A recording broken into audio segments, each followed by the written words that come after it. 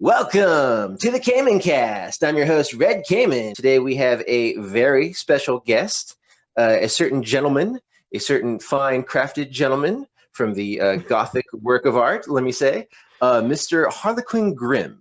Harlequin Grim, he has a huge YouTube channel, a great podcast called the Mania Podcast. You guys could definitely check it out. I was checking out a bunch of stuff of his.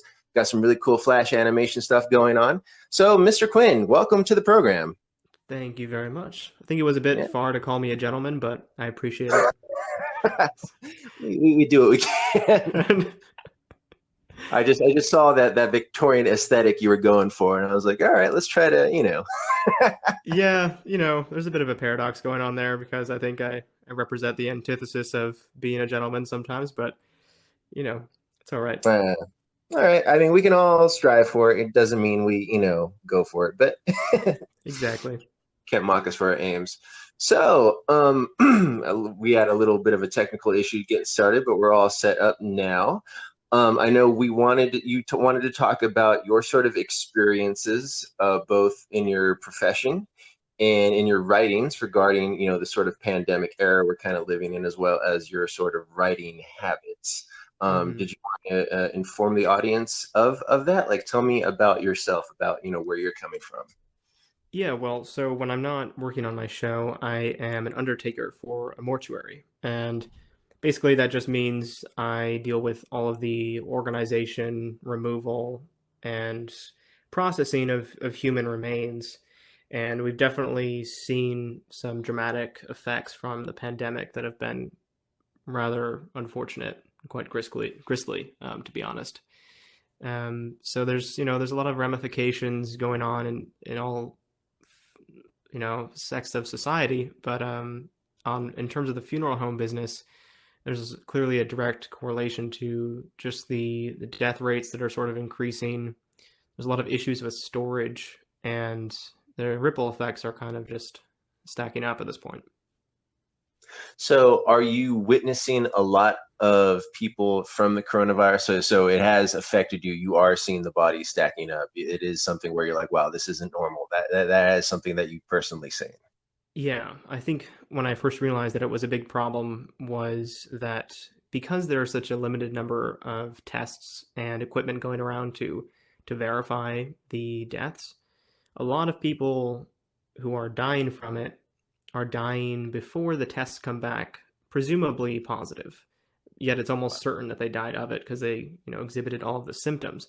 But they don't get recorded in statistics. So I'll get called to pick up a body at a hospital or an ICU, a morgue, or even somebody's home, and they'll just say, it's a likely COVID-19, but it's almost certainly COVID-19. So I do pick up bodies that are confirmed as having the disease, but there's a huge number of them that haven't been confirmed, but it's almost certain.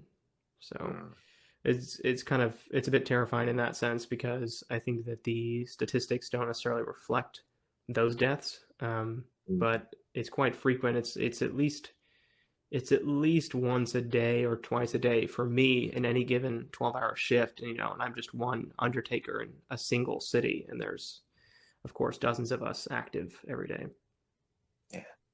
So as far as the volume, is there any sort of details that made you realize like, wow, this is different? Like, is there something in your life that has changed in your profession that you've noticed besides, the volume, that you go, wow, this is something new? Like, did you have to take special safety precautions and things like that? Oh yeah, of course. It's actually quite unfortunate because it's a sensitive business, especially when you're going into somebody's home and you're removing somebody that they loved from their bedroom or wherever they've died. But now it Yes. used to be in the first few weeks of this, we would only take precautions if we knew for certain that perhaps the victim exhibited symptoms or died of the disease. But now they just say, just take full precautions. So you wear masks and gloves. And so the whole affair comes off as rather clinical. And as somebody in the funeral industry, you don't want to be clinical when you're interacting with people. You want to be personable. You want to have that moment with them where you give them time to feel like you're just taking care of their loved one. They could say goodbye, before you take them out of their home.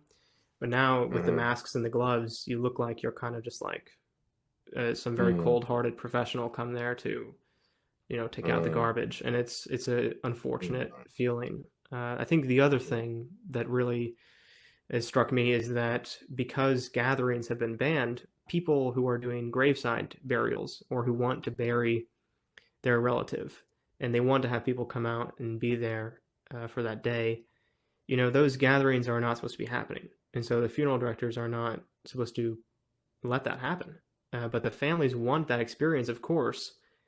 So what ends up happening is we have their relative in our coolers, for the maximum amount of time that we can because everyone's just waiting for the social distancing to be over so that they can have their funerals. But that's a huge problem because there's a finite number of space in every mortuary and every cooler. Well, So the bodies are literally stacking up. I mean, literally, and it's yeah, it's quite morbid. So that was kind of I think unpredictable. There's people. Luckily, cremation is sort of in vogue, and so mm. we can process those people. But for those who want traditional burials, the storage is definitely becoming a problem.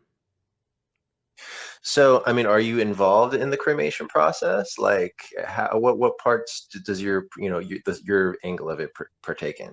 I am what you might, to degrade the best visual imagery, I am like a death postman. I'm like a mailman for dead people. Oh, So oh, okay, I don't do the cremations or the embalmings. Sure, I'll help okay. out if I'm around the mortuary if they need help. But for Hmm. the most part, it's just the organization, the collection, and the delivery and receiving of human remains. Well, it's like what Steve Jobs said, right? Real artist ship. There it is. Yeah. A little morbid, but that's okay. I mean, you're kind of the wasn't there like the shipman to Hades or something? You're kind of that guy in a weird Oh, way. that's right. Yeah, I pretty much am that. Interesting. It's an interesting profession, and it definitely ties into a lot of my writing and what inspires me. So it fits perfectly as a day job. Okay, that's pretty cool. Your day job has night tones. That's very interesting. Hmm. So, tell me a little bit about like your writing process. I know you said you were doing something about H. Holmes right now. Like tell me about what you're feeling right now. Content wise, what your method is. Let's just kind of talk about it in like a free kind of way. Yeah, absolutely. So I recently finished up a series with H. Holmes. The aim of Mania, the podcast that I do, is sort of to look into the perspective of villains in history, or people Mm, who were seen as villains but perhaps weren't, and really just kind of mm, try to get in their head and be as authentic as I can about their history. I think the only thing that makes my show a bit different than true crime is that I actually try to create a cohesive narrative that sort of feels like just a story that you might read. So I'll bring it to life with a little bit of exaggeration, a little bit of dramatization where necessary, and even some fiction. And at the end, I will kind of parse out what was true and what was embellished. It's really important to me that we kind of give voices to antagonists. I just think that they have really invaluable perspectives and stories, and they're just incredibly fascinating. As far as the writing process, it's just reading as much as I can about them from a few sources. So I'll pick a topic that I find interesting or an individual, and I'll read multiple books, articles, or even newspaper clippings from those exact dates that might have featured something happening. And I'll just kind of digest as much as I can and do that process for a few days. And after a while, I'll start to feel comfortable in the environment that they were in, the city, and then inevitably their head, and really just embrace their perspective of what happened. Did you have some antagonists that really left an impression on you? Or is there a couple that come to mind that you're like really enthusiastic about? Yeah, well, the fourth episode I've done is something that always people who kind of explore the show, they always kind of come back to me with that one usually.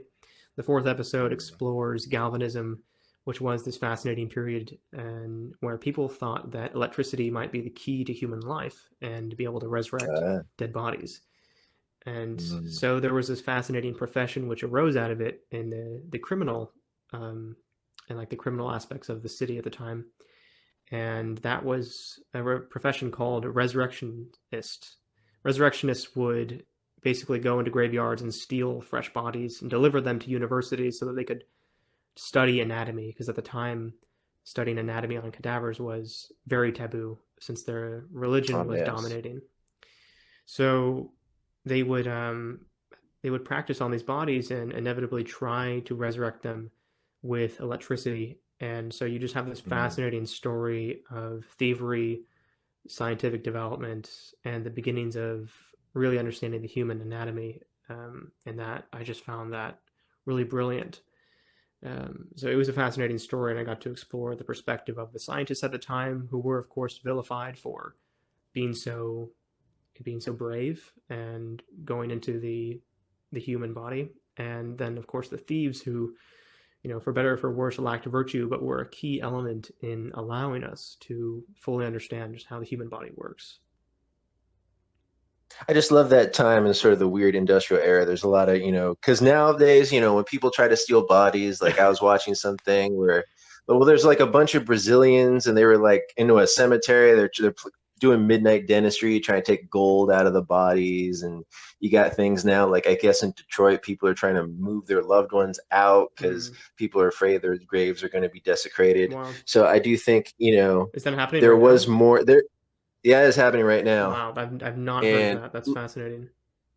like, have you ever heard of the found footage? Like some grave robber did like a real documentary in the 90s. He's showing his process. No, no, I did not. That's I forgot what it I forgot what it's called. I'll send it to you. But yeah, just some people, they kind of do it as a LARP. They kind of do it for the thrill, but there really isn't a purpose to it. mm-hmm.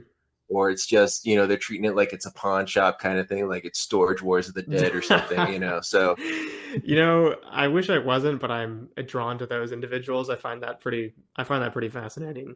It's hard for me to like. It's yeah. horrible, of course, but there's a part of me that Oh just yeah, yeah. But it's interesting to be like, why would you do such a thing? There's so many people in this world now. It seems like, why would you ever do that? yeah, And it came out and it's so interesting and it's weird. You have to kind of see what happens, I guess so. you I know. mean, I guess I would prefer they steal from the dead rather than the living, I suppose, if I had to have my That way. is very true. Um, That is very true. not to defend them, but that is, I would much rather Hmm. somebody go desecrate Hmm. a grave than, mug somebody at gunpoint, cause some trauma or something like Hmm. that. That is very true. Yeah, but I mean, then you have curses and everything else going on, and Oh yeah, that's just yeah, the karma coming back at them. That's okay. that's just shrinkage in the grave robbing industry, I guess, I Yeah. suppose. But that's cool though. I like but like in terms of electricity, like were you ever a fan of like Tesla versus Edison and things like that? Just out of I curiosity. mean, I don't know terribly much. The general gist that I've gotten is that Tesla was kind of a badass and a pioneer, and Edison was a bit of a thief and kind of a Yes. son of a bitch, I guess. Yes. So that was really Because that's really all I got out of most of my readings of that, but I don't know terribly much. Is that accurate? You'll have to tell me. I pretty much. I mean, the one detail that really sticks out in my mind is that Tesla was into the AC current, Hmm. Edison was in the DC current, and to make the AC current look bad, like Thomas Edison brought an elephant out to Coney Island and started electrocuting it with the AC Oh current wow. to like show people like this is so dangerous. And yeah, like have you ever seen the old 1800s political cartoon where they got like the spider and but the spider's thorax is like a light bulb, Mm. or maybe it's the abdomen. It's a light bulb and like the wires are like the web and it's like this is the tyranny of Oh electricity and this will wow. kill our children. That's That hideous. that was what they but that's It is. amazing though, you know what I mean? It is. I love Like the 1800s for that reason. They're just so strange. It's just such a different world. but in a weird way, I love the aesthetics of paranoid people. Yes. Oh, I completely agree. We're 100% on the same page there. There's certain people that they have certain beliefs, and I'm like, wait, tell me more. Let me draw this out and animate this. Let keep going. Yeah. It's really fascinating. Because because sometimes you'll watch a movie, you'll be excited and it disappoints you or it's different, but then you see somebody talking about their paranoid beliefs about whatever, and you're like, you know what, I want to see that aesthetic in action. So it is something, as an artist, you kind of appreciate certain things in a certain way, which I guess is good. Hmm. Yeah. But did you have any like interesting stories, any crazy stories just from your profession that you're like somebody would like to hear Oh this? man. It's there's so many that it's kind of they kind of blur together. I guess recently I had Okay. one that stuck out that was pretty, every once in a while you get these calls that are sort of traumatic for lack of a better word because they just kind of stick with you. And Oh, definitely. I noticed that Yeah. recently, and I like it's easy for me to mistake certain objects in everyday life for body parts and things like that, and I'll just see them out of the Wow. corner of my eye, and it's not that it's scary; it's just kind of like you get used to that imagery, and I think as an animal, Mm, you have this instinct to kind of for that to stand out. Like when you see a body, just something yeah. changes in you. You kind of go on alert mode. Hmm. So I kind of see Yeah. things. But I had this interesting experience where I was called to a home, and every once in a while, a medical examiner, if there's a death that was sort of unexpected, like nobody was on hospice, nobody was expected to die, but perhaps they were old, so it's not that surprising. Um, they Hmm. will clear the death over the phone and say, okay, there's no need to have an investigation or police. You just we'll get them to whatever funeral home they need to go to. So I went to this house, and the relatives were just mentally completely incapacitated. Like they were, I, I don't know, like some deep form of schizophrenic. And it was pretty Okay. horrifying because there was just this person on the floor, and it seemed deeply unnatural. The death and everything that was going on. It seemed like Oh the body no. had been there for a few days. There's some clear signs of decomposition, which is not super normal. Usually, when a death happens, it's people report it quite quickly. Um, and Hmm. so one family, there's only two people, and one of them was just entirely out of their mind, like they were should have been in a psych ward, perhaps. And the other person was Okay. lucid, but they had just this cold, emotionless, absolutely psychopathic air about them. And I think human intuition is a damn interesting thing, and I'm quite a skeptic when it comes to paranormal and supernatural things. So, from my Mm-hmm. perspective, even for somebody like me to trust intuition, I think it's pretty valuable. But this individual, just the whole time that I was there and kind of, um, getting the body ready and out of there, was just never once took his eyes off me and showed zero emotion and grief for the person that had died. And I just had the most horrible intuition that perhaps he'd killed her or something or other, and it was just this terrible feeling of like being in the room with someone incredibly dangerous and unpredictable, really, because the manner and how they talked and how they act was just is anything but normal. It was yeah, I wanted to get out of there as fast as I could, really. Yeah, Damn. and so Do you think there was? Do you think there might have been some fraud going on? Like they were like collecting social security checks and they didn't want the body to be found or something? I have I don't no know. Just idea. Um, okay. it's just that Because apparently that yeah, that does happens. happen. Yeah. Yeah, that was H. Holmes's thing. He just did fraud for he would steal bodies and fraud the death certificates and have them have the life insurance sent to him instead. It was pretty interesting. But yeah, it's strange. The people, as an undertaker, you see this huge variety. You'll see massive mansions. Everything's immaculate.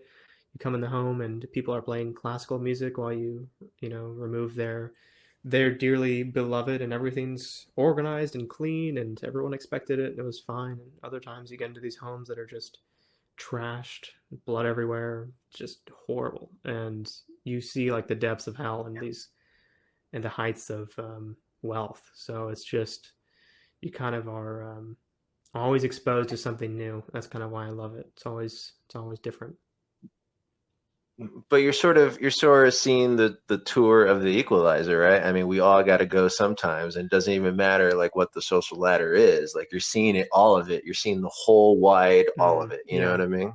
I think that's Yeah, and interesting. that's another thing that another reason why I was drawn to it. It's just to have that reminder on a daily basis is incredibly powerful because at Mm, the end of the day, regardless of how much money you make or what you're doing, as long as you're reasonably comfortable, I think the variable that really mm, matters is just that you enjoy and you love your life. Because if you have immense amounts of mm, wealth or you are extremely poor, if you're miserable every day, the you know the value of your days are pretty much equal between those two people.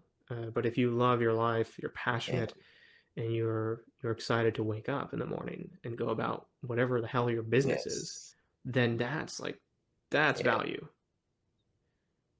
Mm. Memento mori kind of a Exactly. thing. I have a memento mori right next to my desk, so whenever I'm getting distracted or something, it kind of reminds me. Okay. Yeah.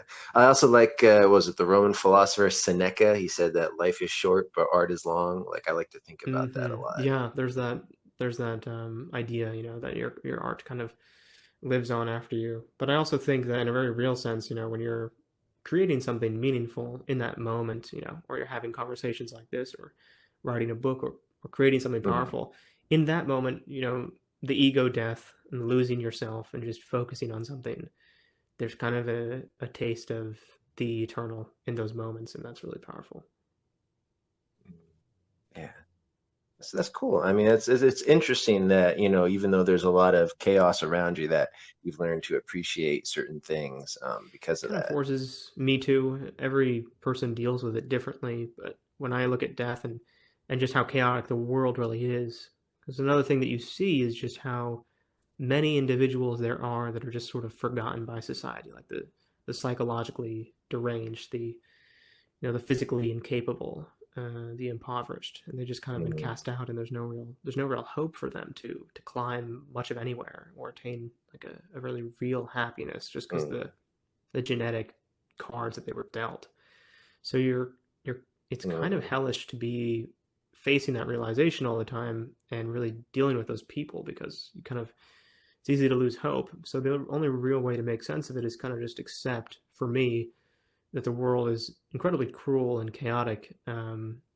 Even if there are many happy people out there, there are many who are not, and it's just important that you kind of get to a place where you are acting at your best, so that maybe the people in your life can also be brought to a state of empowerment. Yeah, I like that. Yeah, I believe that yes, I think there's a lot of truth to that. Yeah, and of course it's different. It's hard talking to other people who fully understand that notion, but I don't expect people to really not understand. That's not the good word, but you know, I have to cope with a very different reality than other people have to cope with. So I'm constantly in this pretty dark place, and so out of Mm, necessity, I have to draw these pretty hard conclusions to act a little bit mm, more deliberately out of it, so I'm not just completely dysfunctional on the weekends. Other people who are in more normal environments that don't have to brush up against these psychologically damaging or terrifying things, they don't have to think about these yeah. these these hard truths as much, and I don't expect them to want to dwell on them either. I also think they're afraid of that fragility, like thinking Hmm. about that, it scares them. Yeah, And they have piles and piles of yeah. I denial. think I think many people don't need to have experiences to understand the Uh-huh. true nature of reality very very much. But for many whose life has Hmm. just been incredibly easy on them, and for better or for worse, they've grown up with Hmm. luxury. They're just living in a Hmm. completely different world than many people are living in, and it's kind of hard to parse that. I don't really know how to reconcile it. Yeah. It feels like you're trying to teach the concept of death to a golden retriever or Yeah, something. You know what I mean? exactly, Like, exactly. And it's hard because I want people to understand, um, but also if they want to lead a more distracted, kind of unconscious life, and and they feel content with that, and they're not really aware of the alternative, that's fine with me. I don't really, it's not my job to like bust into people's realities and explain why a lot of it is bullshit. yeah, yeah. No, I totally get where you're coming from. Because I just think there's a lot of fear right now more than Mm-hmm. anything. there's also a lot of greed. I think people say what the stock market is divided between fear and greed, and that's just sort of the lives people live, especially now. Like there's no certainty in your life, like unless you're like a farmer or something where for a fact the next 30 years you're going to be doing the same thing. Like the notion of change, unpredictable change, it just scares people, and I think that's what everyone is just kind of worried about Yeah, right now. and I've been thinking about this quite a bit. I'm sure as everyone else has. Maybe this sounds Hmm. harsh, but I'm kind of glad that our generation, especially the younger generations, kind of are getting this experience right now. Um, Yeah, I get where you're yeah, I'm coming not from. happy for the deaths, of course, but it's just this hardening, No. this kind of wake up call, like wake the fuck up. Like your life is not Yeah. set in stone, Yeah. your safety isn't insured, the constant, monotony of life and what you rely on to just exist normally, that's not constant. The only constant is Mm, your perspective and your ability to deal day-to-day chaos. That's the only thing that you can really really control. All the variables in your environment, those will change on a dime. And a lot of people are realizing that right now, and it's breaking them yeah. psychologically. All people have to do right now is cope with being at home, being isolated, and being detached from their day-to-day lives and their Hmm. normal routines. And yet there are so many people where that simple change, not simple, but that change Hmm. is kind of breaking them down mentally and psychologically. And I understand it. I really do understand, but um, it's empowering to kind of come out of that if they can and get on top of it and take away the hard truths that make us all stronger. Hmm. I think there was like a viral tweet or something where someone said that this quarantine has made people realize that if they're not at a restaurant, they have no personality, and that like nobody likes them and they don't even like It's themselves. hilarious. So I think forcing people to That's think, so funny. forcing people to think about what they are and who they are, that might be the biggest punishment of Yeah, all. You know it. I what I mean, mean? it really is. It's the uh, the unconscious life is not worth living, and this is kind of making people realize that. Like, who are you? Detached from your job, detached from your day to day, whatever your interactions with the barista. Who are you outside of that? And what are you? And what do you do? What are you Yeah. interested in? What what Yeah. what takes up your time? And it's funny. A lot of people are realizing that not much takes up their time or their interest outside of those things. But I mean, it's a great opportunity. Mhm. It's a great opportunity for those people who are at those beginning steps of asking those questions and those who are a little bit more ahead in their journey. You just have all this time. You can read those classic books that you always wanted to read. You can watch those old films. You can get into that hobby or that interest that you never had enough time for, and like really just see what it's like to Yeah. be an individual who doesn't have to go to a job every day or do some meaningless bullshit on Mhm. a daily basis. Um, but yeah, Yes. obviously it's funny because freedom is not everything that is cooked up to be. Some people can't handle it. Hmm. Yeah, definitely. It is because it is kind of crazy when you think about like however many people there are on the planet and like they all have to have a personality. They all have Right. like how is it not constant chaos all the time? Well, I think it's constant chaos because there's so many people who are okay not standing out of the crowd. That's why we have the crowds. I think if we had just Marilyn Yeah, Mansons but running around everywhere, it would be fucking bedlam. it just amazed me. Everyone's like stay home and everyone just stayed home and there wasn't like a bunch of people randomly fighting or well, you know what I Mm. mean? Like it's crazy when you think You were about it. surprised by how Like people kind of just lined up to do that. in a weird way, yeah.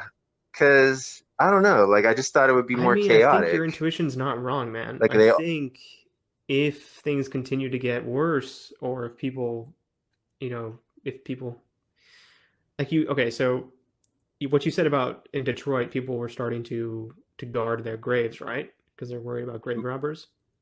yeah, they were moving their loved ones' bodies out of the graves to like other locations because they Right. were afraid of like So there's where other they anecdotes, were. like there was a jewelry shop, several jewelry shops, I think, in Los Angeles, and they started boarding up their windows because they're anticipating looting. And these proactive measures, what Hmm. I think, are sending out this signal to everyone else saying we don't trust society and citizens to just trust the government and everything that's going Mhm. on. We think that chaos is going to break out. I mean, that's what those things are Mhm. saying basically. So I think Mhm. I don't think your intuition's that wrong. I mean, right now it's fine. And maybe it sounds dramatic, but I do think that if things get worse, maybe it won't be in the summer, maybe it'll be in the fall Mhm. when another wave of this comes on. Mhm.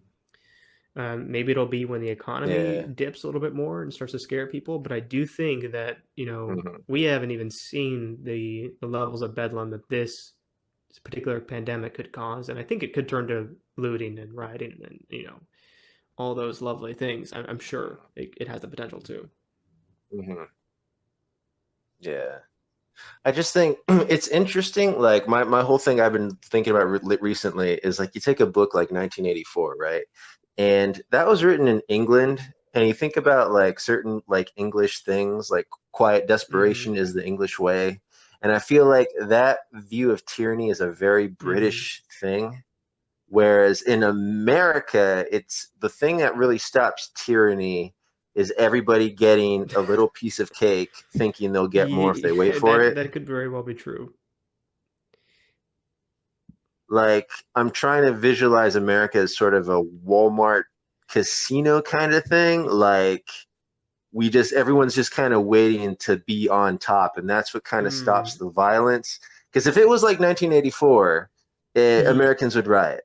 There's oh you can't have Yeah. anything da da da. They would riot, but they give them enough to be like okay, what is enough that you don't riot? Oh, you want this? We'll give Mm. you this. And like I just accepted it recently. Like as long as you give Americans values aren't whatever. They're, plasma TVs and, certain food groups and allowing to do certain things. And as long as certain things are as long as, streaming still works, they'll just kind of be okay with Yeah, certain things. I would more or less Yeah. agree with that. I mean, it is unfortunate. The culture here is pretty bizarre and a little bit dystopian in that sense that like the values are a bit skewed and not really things that are actually intrinsic to like a good, wholesome, decent life. So yeah, that's it's Because there are yeah, because I mean there were certain political scandals like AT&T told the government give us like $20 billion, we'll make a free internet for you, mm, and they never did it. But it's one of those things you can't really communicate to people in a way that makes them go like it's so easy to distract them in the day to day to build any sort of yeah. political thing about it. So it's just something I've been thinking about a lot recently, like how you would actually implement It's change. So it's just yeah, such an well, interesting thing, like because it's hard to make people be passionate. There's sheer corruption, but nothing in their day to day change, so they don't really yeah. feel it, even though the effects Yeah, well, I later mean, come out. So like I just how think everything's been handled. It it's is. such an I mean, interesting thing. how things have been handled Yeah. recently and over the past few years, just in the government, is sort of been emblematic of just how dysfunctional things are, and it's kind of sad because you see so much of the U.S. population just enraged by how things are being handled. And I mean, we handled the pandemic so Mm-hmm. poorly. We were like 3 or 4 weeks behind, if not Mm-hmm. more, in implementing all these changes to Mm-hmm. sort of flatten the curve and mitigate the tragedy. And we've been behind this whole time. And I just think, given our status in the world economy and everything, we should have just handled it so much better. Mm-hmm. So Yeah. you kind of just see this has kind of been, I think, illuminating the levels of dysfunction.